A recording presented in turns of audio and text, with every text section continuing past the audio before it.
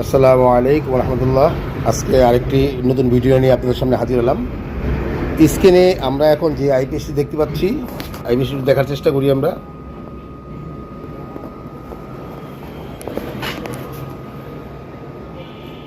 যেহেতু আলো পড়তেছে বোঝা যাচ্ছে না, একটু দেখার চেষ্টা করি আপনাদেরকে।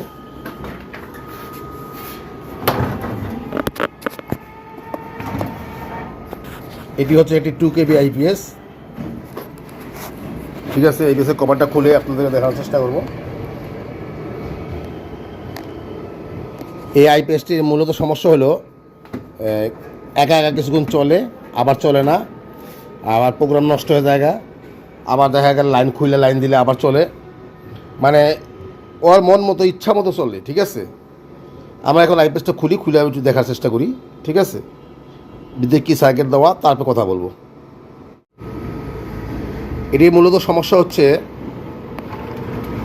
এটা প্রোগ্রাম ঠিক মতো থাকে না, এই হলো মেন সমস্যা। এটি প্রত্যেকটা জিনিস একটু দেখার চেষ্টা করি।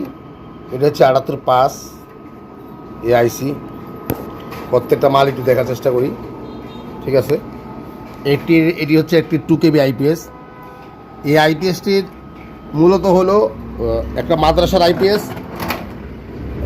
এই আইপিএসটা কোম্পানি থেকে আনছে অনেক দিন হয়েছে। আর এই আইপিএসটা মূলত সুইচ দিলে দেখা যায় মন মতলবই, কখনো চলে কখনো চলে না, কখনো রান করে না, কখনো এসি লাইন পায় না, কখনো বিভিন্ন সমস্যা দেয়, মানে প্রোগ্রাম থেকে বিভিন্ন ধরনের সমস্যা দেয়। সেই সমস্যার জন্য সমাধান কী করণীয়? আপনারা, আমি একটা ভিডিও দিয়েছিলাম অনেক দিন আগে যে আইসি প্রোগ্রাম থাকে না, প্রোগ্রাম না থাকার কারণে কী সমস্যা হতে পারে। ঠিক আছে, আজকেও ঠিক এই আইপিএসটা ঠিক একই সমস্যা। তবে সর্বপ্রথম আমি আইপিএসের লাইন দিয়ে দেখাই আপনাদেরকে। লাইন দিয়ে দেখলে আপনারা বুঝতে পারবেন। লাইন দিয়ে দেখাই।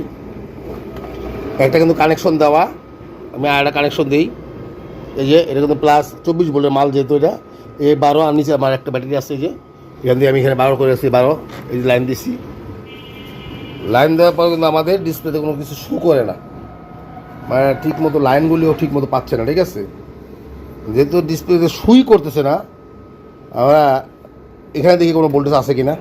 78/5 যে 78/5 ট্রানজিস্টরটা, এখানে কোনো বোল্ট আছে কি না, বা এখানে বোল্ট আছে কিনা, আমরা এই জিনিসগুলি মাপবো। যেহেতু আমি একা ভিডিও করি, আপনাদেরকে আমি সঠিক জিনিসটা দেখানোর চেষ্টা করবো ইনশাল্লাহ।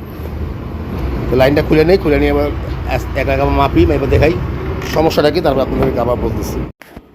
আমি কিন্তু ট্রান্সফর্মার কালেকশন খুলে নিছি, দেখেন সার্কিটটাও খুলে দিতেছি, নাটগুলি সব খুলে নেই। সার্কিটটা সম্পূর্ণ আলাদা করে নেব। আলাদা করে সর্বপ্রথম আমি এই 78/5 ট্রানজিস্টরটা চেঞ্জ করব। 78/5 ট্রানজিস্টরটা চেঞ্জ করার পর আমি আপনাদেরকে মেপে দেখাবো। ঠিক আছে, মেপে দেখাবো যে 24 ভোল্টের ক্ষেত্রে কীভাবে মাপতে হয়, আর 12 ভোল্টের ক্ষেত্রে তো মাপ দেখাইছি, যেহেতু এখানে থাকবে 7.5 বা 6.5 বা 7।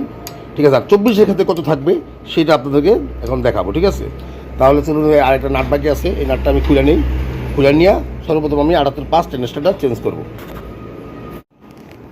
আমি এখানে দেখেন 78/5 ট্রানজিস্টরটা কিন্তু চেঞ্জ করে নিছি, হিটসিটটাও বড় লাগাইছি। আর সেই এই যে এটা ছিল ছোটোটা।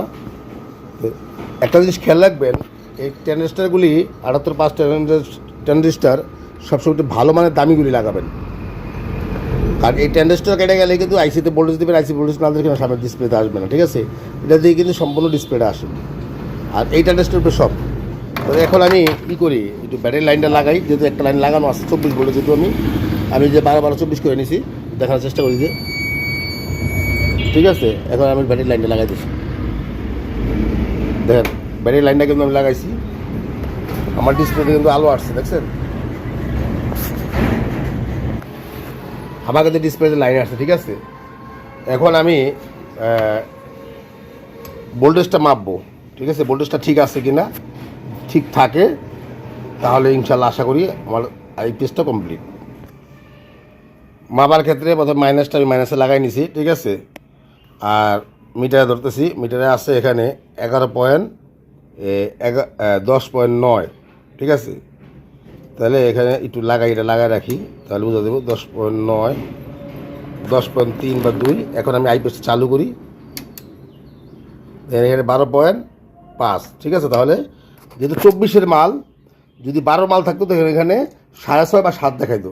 যেহেতু এটা 24-এর মাল, এই কারণে এখানে দেখাইছে কত, 12। ঠিক আছে, আমরা আবার এই পাশে লাগাই, মিটারটা এই পাশে লাগাই। যেহেতু আমি একা বলছি, যে কারণে ভিডিও করতে বা দেখা যেত কষ্ট সমস্যা হইতেছে। এই যে এখানে লাগাই, এখানে 7.3 আছে। ঠিক আছে, এখন আমি আবার এই পাশে সুইচটা দিয়ে সুইচটা দিচ্ছি। ঠিক আছে, সুইচটা দিতেছি।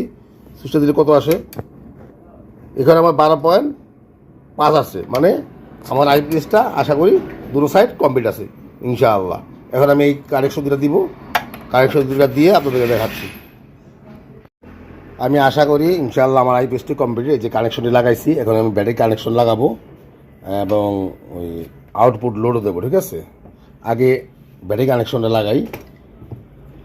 এই যে ব্যাটারি কানেকশন একটা লাগানো আছে, আর একটা লাগাচ্ছি আমরা। এই ক্ষেত্রে যেহেতু 24-এর আগে 12-তে আজকেও মাস ব্যাটারি, তারপরে ডাইরেক্ট 24-এ লাগাই দেবো। ঠিক আছে, এরপরে আমি এই এসি প্লাগে দিচ্ছি, যেহেতু আমার সুইচ অফ আছে।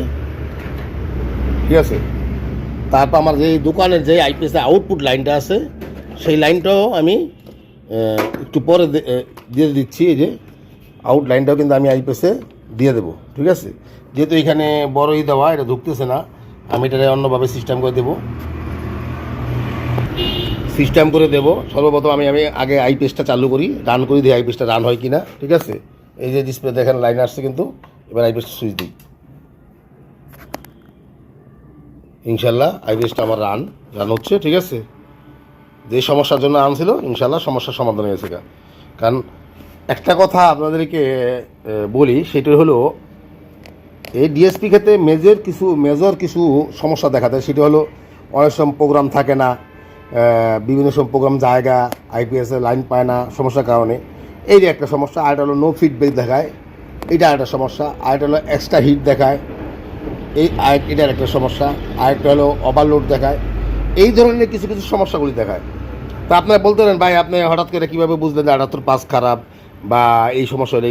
বা এই সমস্যাগুলি আমি ফেস করতে ঠিক আছে, আজকে আপনাদের দোয়ায় আশা করি দেখলে কিছুটা ধারণা প্রথম অবস্থায় পাই যে এই জিনিসটার জন্য এটা হতে পারে। আর তো মাপার পর দেখি ঠিকই ওই জিনিসটাই খারাপ। ঠিক আছে, যেহেতু প্রথমে ভোল্টেজ পাই নাই, যেহেতু আইসিতে লাইন না গেলে 78 দিয়ে যদি লাইন না যায়, আইসি থেকে ডিসপ্লেটা জ্বলবে না। তো বুঝতে পারলাম আমার 5টা শর্ট। কারণ অনেক সময় শর্ট একটা জায়গা নষ্ট হয়ে যায়, হয় না, এটা সাধারণত খুব কম হয়। অনেক সময় 78 জায়গায় মার্কেটে যেই সমস্ত 78 ট্রানজিস্টারগুলো আমরা পাই কম দামে, সেটা কিন্তু কপি মাল থাকে। দেখা যায় 78.6 ছিল, এটার উপরে লেভেল 5 করে 5 বাড়ায় ছেড়ে দিচ্ছে। এই ধরনের ট্রানজিস্টারগুলি কিন্তু মার্কেটে আসে।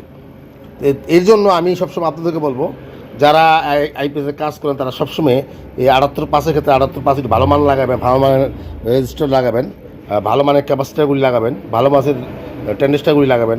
কারণ দেখেন, একটা সার্কিট কিন্তু তৈরি করা সহজ। আপনি যদি একটু নর্মাল মাল দিয়ে সার্কিটটা তৈরি করেন, সেই ক্ষেত্রে কিন্তু আপনারই কষ্ট হবে, আপনারই ভোগান্তি হবে। ঠিক আছে, যদি আপনার কাছে আসে। এর জন্য সবসময় একটু ভালো মাল দিলে দেখা যায় মালটা দীর্ঘদিন চলে। ঠিক আছে, এই জন্য আমরা সবসময় চেষ্টা করি একটু ভালো মাল দেওয়ার। ঠিক আছে, কিন্তু আমার ওর ভোল্টেজটা আসছে, একটু দেখাই। আমি এই রিলের উপরে ধরলে কিন্তু আমি বুঝতে পারবো যে ভোল্টেজটা আসছে কিনা। দেখছেন, এই যে ওখানে চেষ্টা চলতেছে।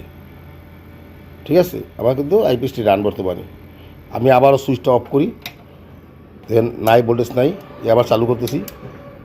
যেহেতু উনি বলছেন কোনো লাইন আসে না, আসলে কোনো লাইন ছিল না। যেহেতু এই ভোল্টেজটা দিলে কিন্তু আইসিতে ভোল্টেজ পায়, আইসিতে ভোল্টেজ পায় তখন কিন্তু কাজ করে। ঠিক আছে, তাহলে আজকে এই পর্যন্তই। সবাই ভালো থাকেন, সুস্থ থাকেন। তবে আর যে জিনিসটা বলতেছেন, আমি আমার দোকানে লাইন দিয়ে দেখাচ্ছি। লাইনটা একটু তার দিয়ে বানাতে হবে। লাইনটা বানায় আপনাদেরকে আবার দেখায়, তারপরে ভিডিওটা শেষ করতেছি। ঠিক আছে, এই যে তার দিয়ে কিন্তু আমি দোকানে লাইন দিছি। এখন আমরা সামনে সুইচটা ব্যবহার করি, চালু করি, দেখি আবার দোকানের লাইন আসে কিনা। দেখেন, দোকানে কিন্তু সব বাতিপতি সব নিবানো। সুইচটা চালু করি, সুইচটা চালু করছি, দেখি আমার দোকানে লাইন চলে কিনা। দেখছেন,